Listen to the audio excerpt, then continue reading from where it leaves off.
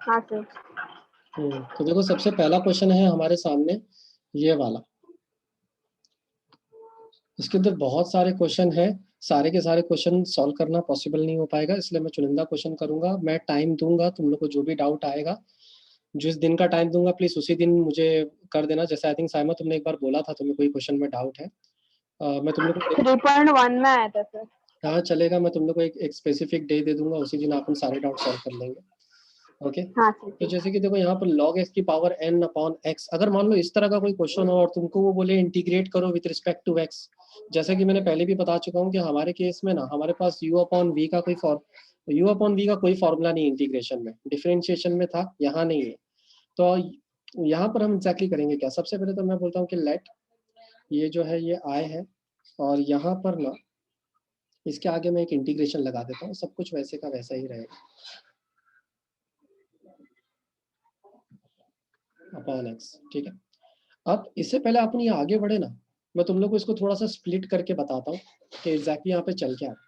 यहाँ पे ये 1 अपॉन एक्स है और उसके बाजू में ना log x की पावर n है, ठीक है। तो एग्जैक्टली अपने को करना क्या है, ये स्प्लिट इसलिए किया ताकि अच्छे से अंडरस्टैंडिंग हो, एग्जैक्टली अपने को करना क्या है वो तुमको आसानी से समझ में आए। तो यहाँ पर जो प्रॉब्लमेटिक पार्ट है वो जैसे कि यहाँ पे log x है, ठीक है। तो क्या करो, log x को इस तरह से पकड़ो। हमने log x को क्यों पकड़ा, मान लेते हैं कि बोलते हैं ना जहाँ पर भी log x है तो वहां पर टी डाल दो, तुम टी की जगह कोई और अल्फाबेट भी ले सकते हो। अब क्या करते हैं, ये जो हमने नया पार्ट बनाया है ना, ये वाला पार्ट जो हमने इमेजिनेशन की है कि जहाँ पे भी log x है वहाँ पे पुट करो टी, उसकी जगह अब ये इसी पार्ट को डिफरेंशिएट करो, यानी log x equal to T है ना, इसको तुम डिफरेंशिएट करो, ठीक है। तो चलो डिफरेंशिएट करते हैं विद रिस्पेक्ट टू, किसके साथ डिफरेंशिएट करोगे, विद रिस्पेक्ट टू x, ठीक है, टी के साथ मत कर देना, विथ रिस्पेक्ट टू x। तो जब इसको तुम डिफरेंशिएट करोगे तो तुमको क्या मिलेगा, log x का डिफरेंशिएशन होता है 1 upon x is equal to t का डिफरेंशिएशन क्या होता है, t का डिफरेंशिएशन हमको dt by dx। Yes dt by dx लिख के हम छोड़ देंगे, ठीक है। अब मैं क्या करता हूँ, जो dx है ना इसको इक्वल के इस तरफ पहुंचा देता हूँ। तो बोलने का मतलब क्या है कि जहां पर भी log x है ना तुम वहां पर t ले लो, ठीक है। जहां पर भी log x है वहां पे t ले लो, और जहां पर भी ये dx और ये 1 अपॉन x है ना वहां पर तुम क्या ले लोगे, वहां पर क्या रखोगे, dt रख दोगे, ठीक है। अब सिंपल है ना कि एग्जैक्टली इसको ये इसमें सब्स्टिट्यूशन करते कैसे, तो चलो बस अप्लाई करके देख लेते हैं। तो यहाँ पर मैं इक्वल टू, मैं डायरेक्टली यहाँ पर अब डायरेक्टली सब्स्टिट्यूशन करने जा रहा हूँ। तो ये सब्स्टिट्यूशन करने के बाद ये कुछ ऐसा दिखाएगा t की पावर n dt। अब ये मेरे ख्याल से काफी सिंपल हो गया। अब इस तरह के टर्म को हमारे लिए इंटीग्रेट करना बड़ा आसान है। कुसुम तुमको आवाज आ रही है मेरी? हाँ सर। हाँ, क्या तुम बता सकते हो कि इसका इंटीग्रेशन क्या होगा, क्या तुम्हें आइडिया है? अगर नहीं तो मैं यहाँ पर बता देता हूँ, देखो x रेस टू n का इंटीग्रेशन क्या होता है, x रेस टू n का इंटीग्रेशन होता है x raise to n plus one upon n plus one. तो यहाँ पर उसी का फॉर्मूला लगेगा, t रेस टू n का फॉर्मूला क्या हो जाएगा, t raise to n plus one upon n plus one. हमेशा इंटीग्रेशन में लास्ट में प्लस c लिख के छोड़ते हैं हम ताकि इक्वेशन बैलेंस रहे, ठीक है। अब मैं क्या कहता हूँ, t ये हमने assumption किया था, तो t एग्जैक्टली है क्या, t है हमारा log x, राइट ना।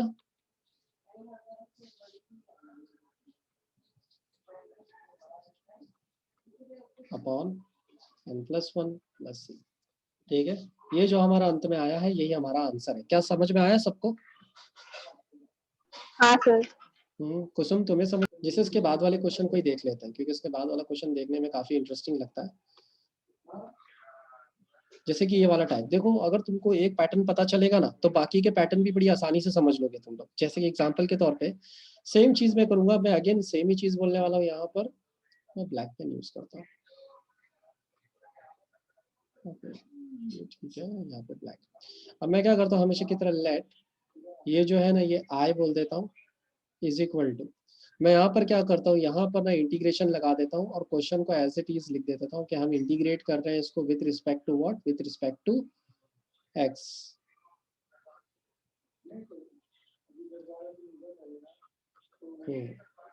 अच्छा Saima, can you tell me one thing, तुमको ऐसा नहीं लगता कि साइन इनवर्स का डेरिवेटिव होता है one upon under root of 1 minus x square?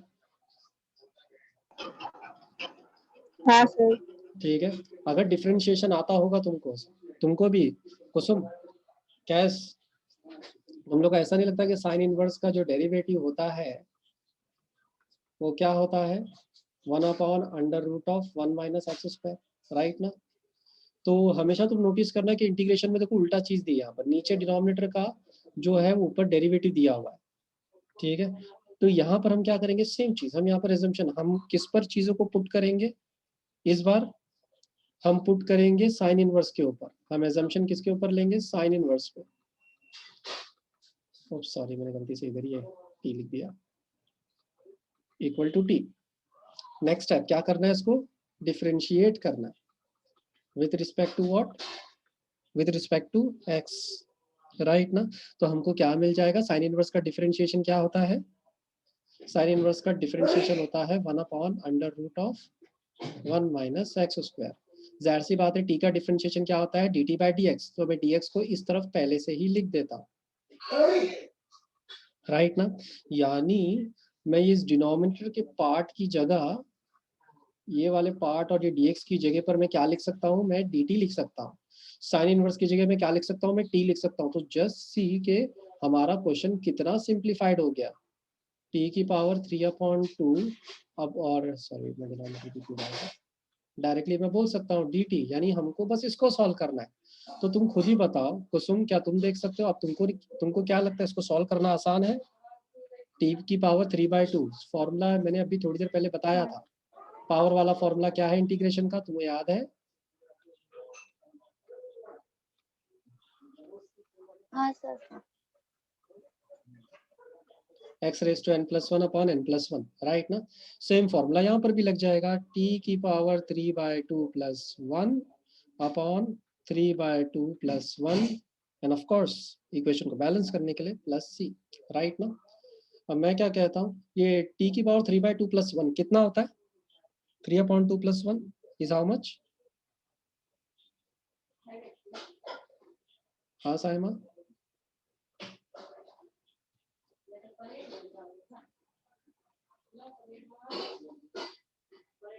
अरे कितना स्लो बोलते हो, मैंने लिख भी दिया अब तक। जाहिर सी बात है डिनोमिनेटर का जो भी टर्म है उसको रेसिप्रोकल करके लिख दो।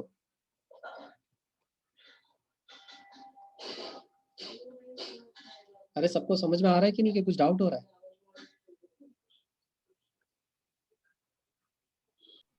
So let's move on. जाहिर सी बात है टी आपने क्या किया था, किसी की जगह पे कुछ सब्स्टिट्यूट किया था ना, वापस री सब्स्टिट्यूट कर दो। तो टी का मतलब क्या था, sine inverse. Yes sine inverse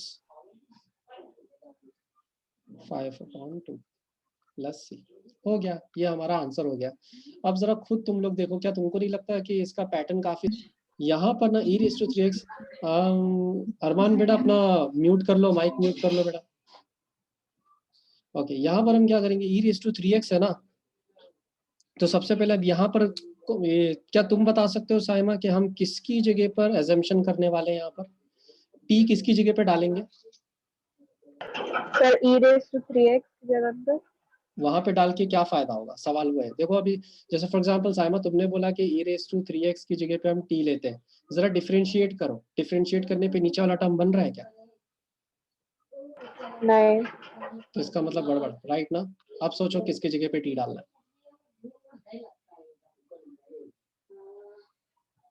3x E raise to 3x plus 1। ठीक है, डाल के देखते हैं, यहाँ पर टी ले लेते हैं, ठीक है? अब इसको डिफरेंशिएट करो, क्या आएगा, से डिफरेंशिएट करेंगे तो ई रेस टू 3x का तो ई रेस टू 3x ही रहने वाला है, 1 का 0 हो जाएगा, ये हो जाएगा dt बाई डी एक्स, तो मैं dx को यहाँ ले लेता हूँ, dt को यहाँ ले लेता हूँ, यहाँ पे मैं इंटीग्रेशन लगा देता हूँ इस तरह से। अब तुम बताओ, क्या ये मेरे ख्याल से परफेक्ट हो गया, राइट ना? अब इसकी जगह सब्स्टिट्यूशन किया जा सकता है। तो सारी चीजें जब मैं इसके अंदर सब्स्टिट्यूट करूंगा तो कैसा दिखाई देगा ये, जब ये हमारे assumptions को,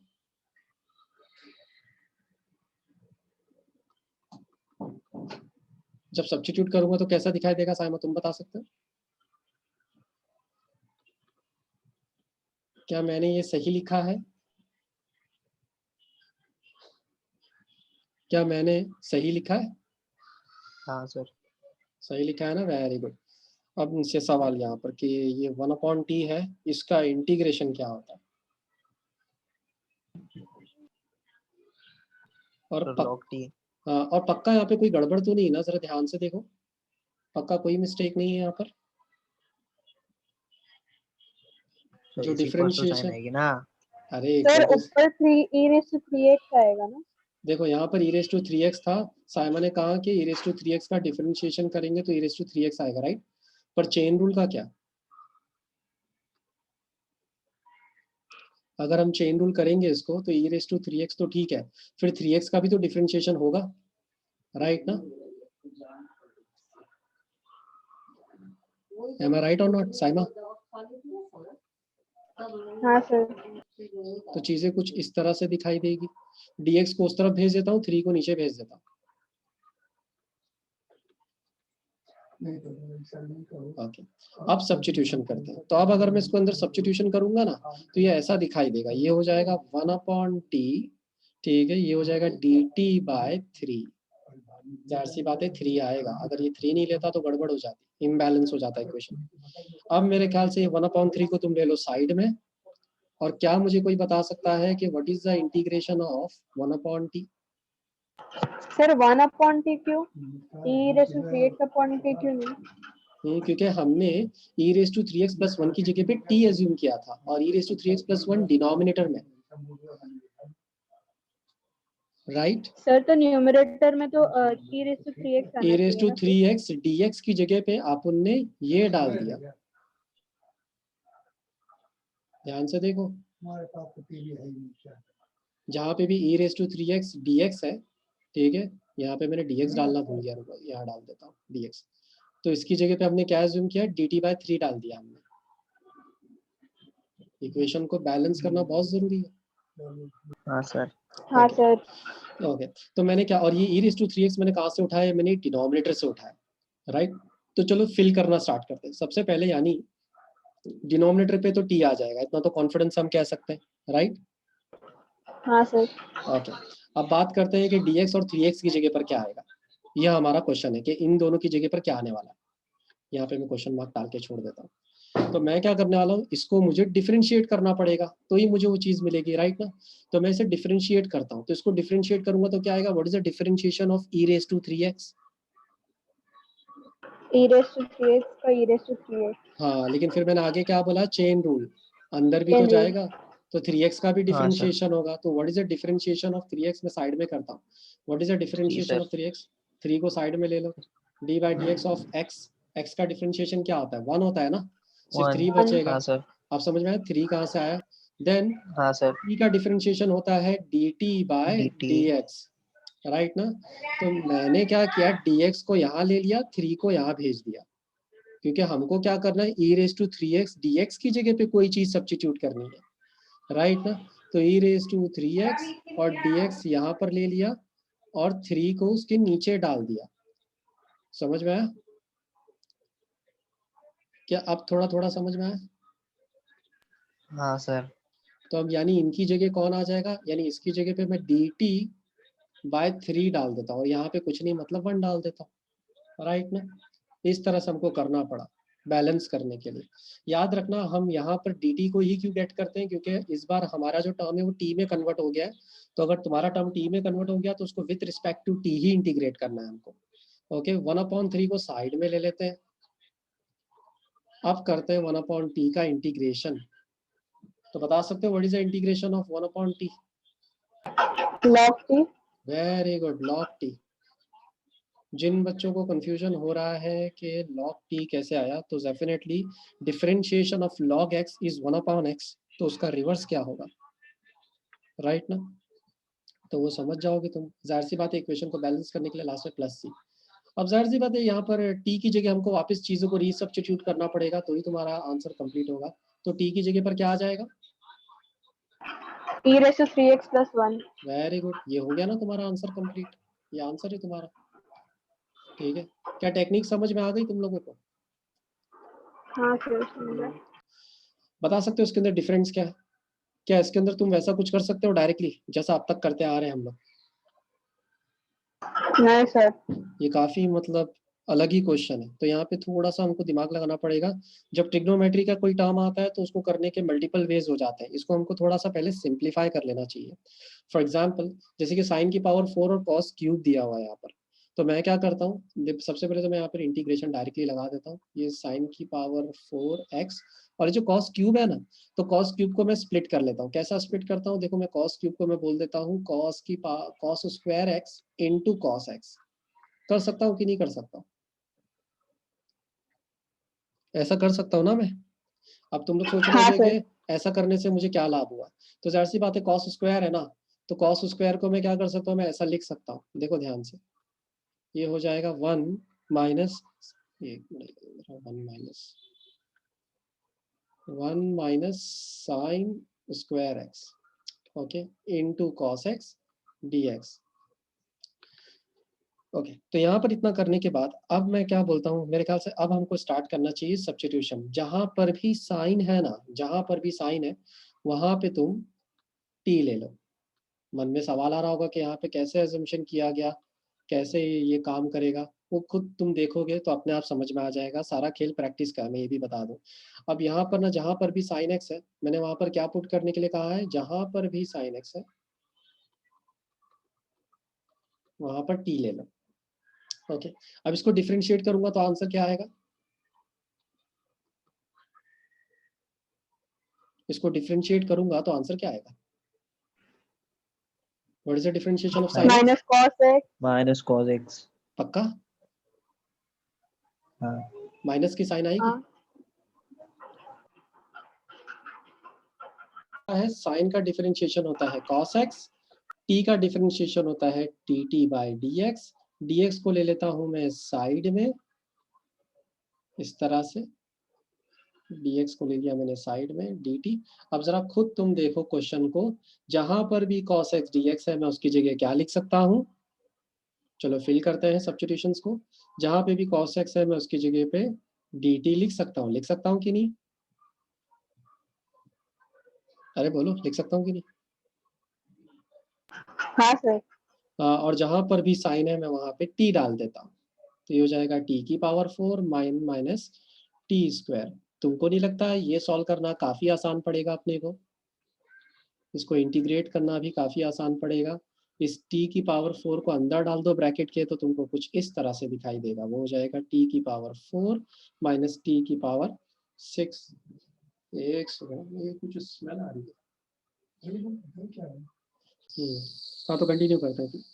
यहाँ पर t की पावर 6 हो गया dt। अब बस इंडिविजुअल इंटीग्रेशन कर लो, तुम्हारा काम हो जाएगा। ये हो जाएगा इंटीग्रेशन ऑफ t की power 4 by dt, integration of t raise to 6 by dt। तो इसका आंसर क्या आएगा? What is the integration of t raise to 4?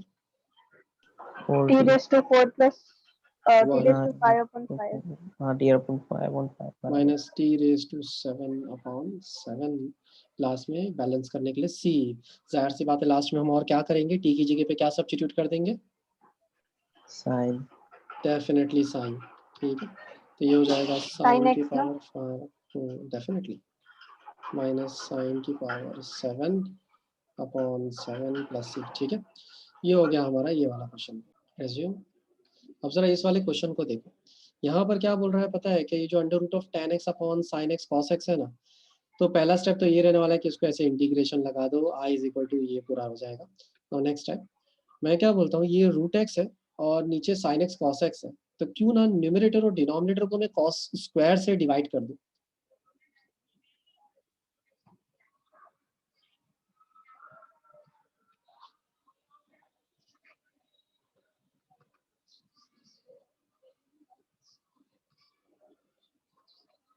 इस तरह से, ओके। ऐसा करके मुझे क्या फायदा हुआ वो भी बताता हूँ मैं थोड़ी देर में। सबसे पहले कॉस स्क्वायर जो है रूट के अंदर चला जाएगा। जब ये रूट के अंदर जाएगा तो देखो ये कुछ इस तरह से दिखाई देगा, जो रूट है वो बढ़ जाएगा, उसका स्क्वायर हट जाएगा, राइट ना।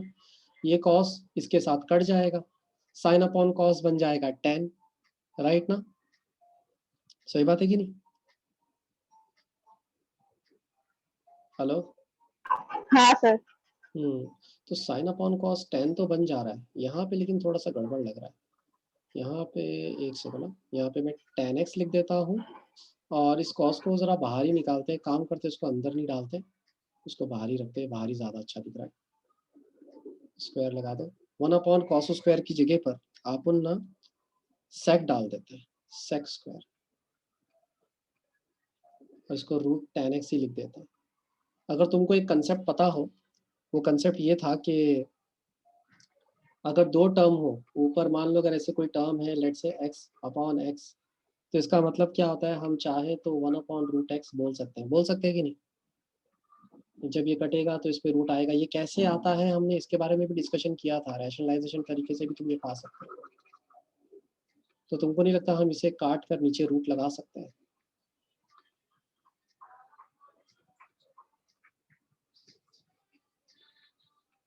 क्या लगता है, कुछ डाउट है क्या किसी को? तो प्लीज पूछ लो इधर ही। सर वो नीचे रूट tan x वापस बताना कैसा है? ठीक है, इस कंसेप्ट को समझते हैं यहाँ पर। जैसे कि अगर मान लो ऊपर की तरफ रूट लगा हुआ है, नीचे की तरफ एक सेम टर्म सेम हो और एक में रूट लगा हो, तो मैं क्या कर सकता हूँ, या तो तुम इसमें रैशनलाइजेशन का टेक्निक लगाओ या एक्सपोनेंट के तरीके से। फॉर एग्जांपल एक्सपोनेंट ले लेते हैं। देखो, इसका मतलब x की पावर 2 है, नीचे वाला x रेज टू 1 है, इसको अगर ऊपर भेजूंगा तो x रेज टू -1 हो जाएगा। सही बात है कि नहीं? अगर दोनों टर्म सेम है तो अपन क्या करते हैं, पावर को अक्सर ऐड करते हैं, तो 1/2 -1 हो जाएगा, राइट ना। हाफ -1 कितना होता है? डेफिनेटली हाफ ही माइनस की साइन आएगी, बड़ी की साइन, यानी -1/2 हो जाएगा। -1/2 का मतलब क्या होता है, डिनोमिनेटर में जाके वो पॉजिटिव हो जाएगा, इसका मतलब 1/√x हो जाएगा। तो ये सेम कंसेप्ट हम यहाँ पर भी अप्लाई कर सकते हैं, क्योंकि ऊपर रूट tan x है और नीचे सिर्फ tan x है, राइट ना।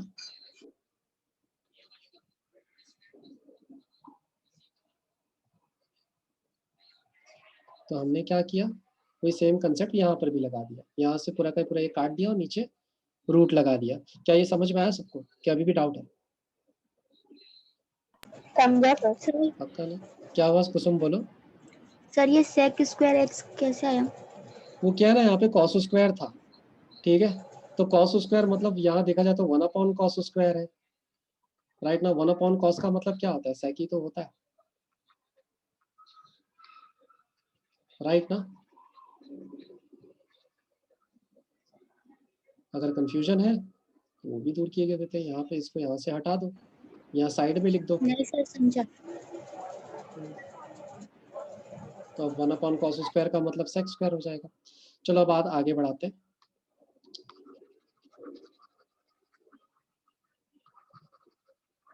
ओके, यहाँ पर ना देखो, ये sec square upon tan x हो गया, ठीक है।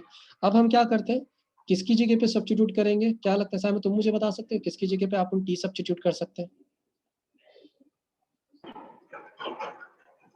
सर रूट tan x की जगह पे। ओके, साइमा सेट के रूट tan x की जगह पे, क्या तुमको क्या लगता है? सर क्या? किसकी जगह पे मैं t सब्स्टिट्यूट करूं?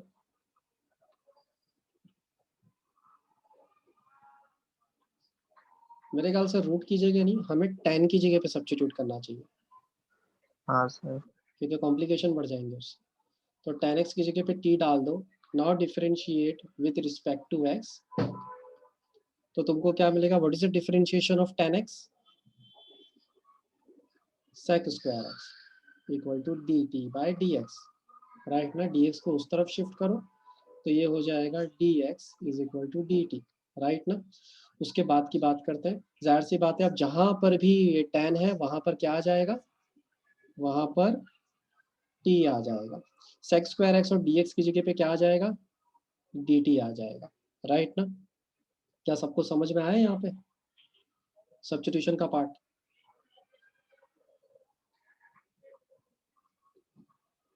अरे क्या सबको समझ में आया कि नहीं आया? हाँ सर। आया ना। हाँ सर। डेफिनेटली अपॉन में क्या है, अपॉन में तो ये √2 है, हमको भारी पड़ जाएगा, तो √2 की जगह मैं 1/2 ले लेता हूँ। अब t⁻², ये हाफ है ना, इसको ऊपर भेज देता हूँ, तो ये हो जाएगा इंटीग्रेशन ऑफ t⁻⁻⁻. अब मुझे लगता है इसे सॉल्व करना काफ़ी आसान है, राइट ना। डायरेक्टली जाहिर सी बात है कि यहाँ पर x रेज टू n का फॉर्मूला लगेगा इंटीग्रेशन का, तो ये हो जाएगा t raise to +1 upon -1/2 +1 dt। इसका मतलब क्या हो जाएगा, इसका मतलब ये हो जाएगा, इसको सॉल्व करेंगे तो ये हो जाएगा t raise to half upon half को रेसिप्रोकल करोगे तो 2 हो जाएगा। Okay, and of course plus c, right. यहाँ पे थोड़ा सा जगह की कमी हो गई है, फिर वो मैं सही कर देता हूँ, नया पेज ले लेते हैं। आगे का सॉल्व कर पाओगे ना तुम लोग, अटक गया है मेरा।